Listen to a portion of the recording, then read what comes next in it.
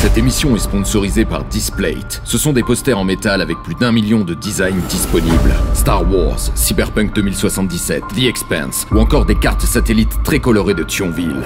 Impression de haute qualité, fait à la demande, livraison sous 3 à 5 jours. Et pour chaque Displate acheté, un arbre sera planté. Ce qui est plutôt cool au 21e siècle. Facile à accrocher via un système d'aimants à fixer au mur. Vous pouvez les interchanger en fonction de vos envies. Pas de trous, pas de vis. Rapidité, efficacité. En cliquant sur le lien en description, vous aurez le droit à une réduction jusqu'à moins 41%. Une idée de cadeau parfaite pour votre Noël 2020 confiné en vidéoconférence. Chaque achat permettra de soutenir la chaîne puisque nous touchons une part sur les ventes effectuées. Et maintenant, votre épisode. Bonsoir citoyennes et citoyens, bienvenue sur le Nexus 6, je suis le capitaine. Et vous le savez, je suis un passionné de science-fiction, mais peu de gens savent que mon autre hobby, c'est la microtyriosémiophilie.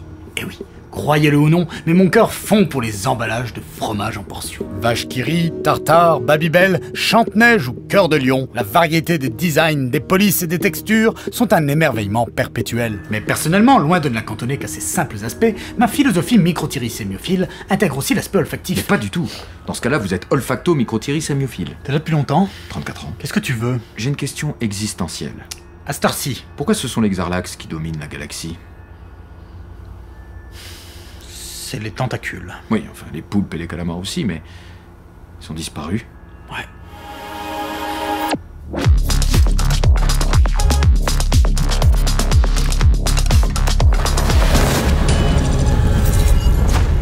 Vous connaissez ma passion, que dis-je, mon amour pour le Predator, et si ce n'est pas le cas, je vous renvoie aux 2 épisodes qui traitent des différents films consacrés à cette merveilleuse créature.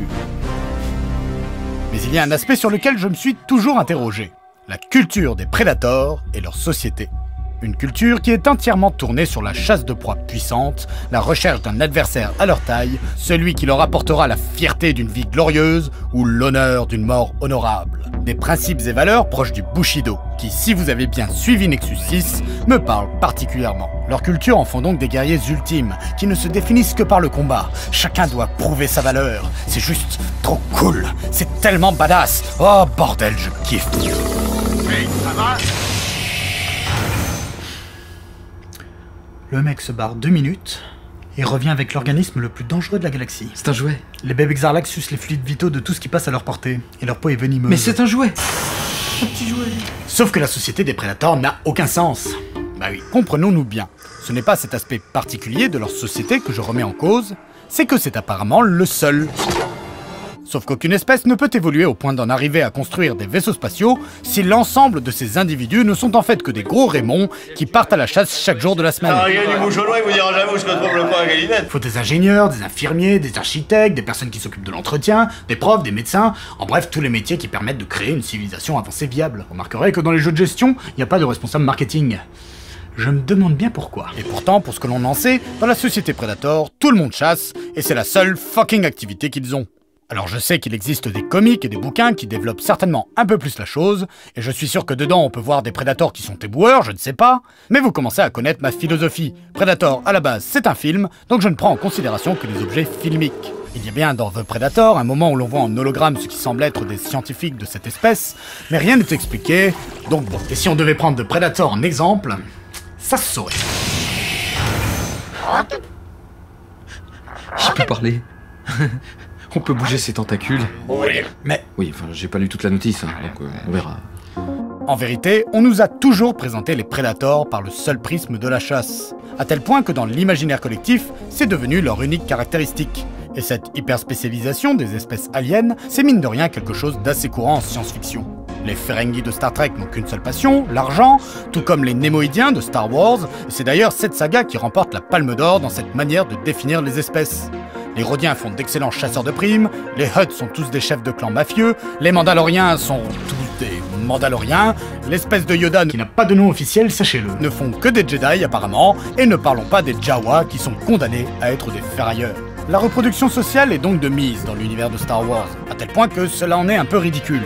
Mais il y a un exemple qui m'avait déjà bien fait marrer lorsque j'étais enfant. Les informations que nous ont données les espions botanes définissent le lieu exact de la nouvelle station spatiale de combat de l'Empereur. Et que sont donc des botanes, me demanderez-vous, celles et ceux qui ont autre chose à faire que de perdre leur temps à connaître les noms des espèces d'un monde imaginaire? Eh bien, les botanes, c'est une espèce humanoïde qui ressemble à des chameaux croisés avec des chiens et qui sont spécialisés dans l'espionnage. Oui, bravo, je vois que vous suivez.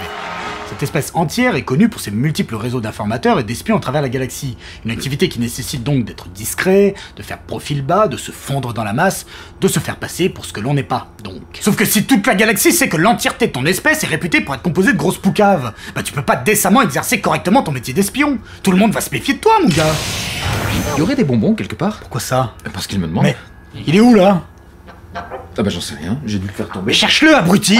Tout va bien, ne vous inquiétez pas. J'aime pas beaucoup ça. Cette définition unilatérale d'une espèce, je la pense héritière, comme beaucoup de choses dans la science-fiction, monomythe, toi-même tu sais, des archétypes raciaux que l'on retrouvait dans la fantasy auparavant. Les elfes sont des scientifiques érudits, et les nains sont des bâtisseurs de génie, pour ne citer que ces deux exemples. Mais il ne s'agit pas ici de faire le procès du procédé, puisqu'on peut facilement imaginer pourquoi il est utilisé.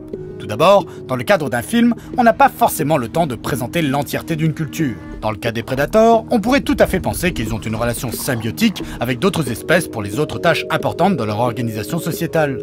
Un peu comme le lien qui unit les Volus avec les Turiens dans Mass Effect, les premiers étant protégés par les seconds du fait de leur faiblesse physique et se consacrant alors aux tâches des sphères économiques, financières et de support. Il en a certainement pas toujours été ainsi pour nos chers Volus. Des parties comme ça, qu'est-ce qui se passe? Elles sont où les batteries sur ce truc? Je vais trouver, t'inquiète. On peut pas enlever une partie, y a pas un truc qui se démonte. Avant de découvrir d'autres espèces galactiques, ils avaient certainement une armée propre pour s'entretuer comme toute bonne civilisation qui se respecte. Mais une fois que tu découvres des êtres bien différents de toi, et surtout qui font environ 6 fois ta taille, bah c'est sûr que tu vas devoir mettre en avant tes qualités propres. Celles qui vont te permettre de tirer ton épingle du jeu de la survie dans la grande société des espèces. C'est peut-être là le destin de toute espèce lorsqu'elle se confronte au regard des autres. Dans quelle case va-t-elle être rangée? Quel aspect majoritaire de sa culture va se démarquer et être la source de tous les stéréotypes futurs qui la définiront, indépendamment des aspirations réelles des individus qui la composent? En tout cas, en dehors de toute prospection sur la réalité éventuelle de la chose, ce procédé d'attribution d'un trait principal à une espèce dans une œuvre est en science-fiction un procédé qui va permettre de simplifier la narration et rendre plus claires les relations entre espèces, mais surtout de porter un propos. Car si les prédateurs sont des chasseurs et qu'on ne les voit que par ce prisme, c'est parce que le film du même nom menait une réflexion sur la sauvagerie de l'homme, sur sa part animale persistante. C'est sûr qu'avec Alf à la place, ça aurait pas eu la même force évocatrice. Maintenant, je pourrais commettre un meurtre. Si les Ferengis sont aussi cupides, c'était pour confronter les idéaux de l'ultralibéralisme à l'utopie post-économique de la Fédération. Comme toujours, en art, rien n'est gratuit. Tout a un sens et une signification. Et ça, vous m'entendrez souvent le dire.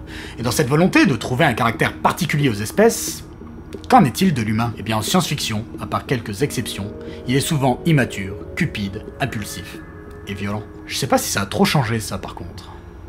Pourtant, les Xarlax font ce qu'ils peuvent.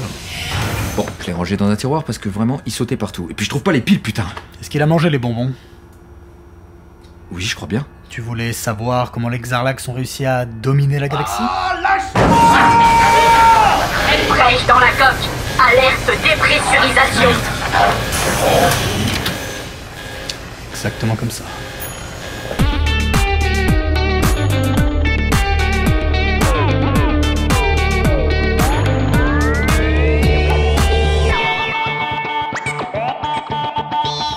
Quand vous pensez patrimoine fromager français du XXIe siècle, pensez Tom de Savoie, Fourme d'Ambert, Cantal, bah, figurez-vous qu'à l'époque, c'est pourtant la vache qui rit qui était le fromage le plus consommé au monde avec près de 4 milliards de portions chaque année. Allez, la bise.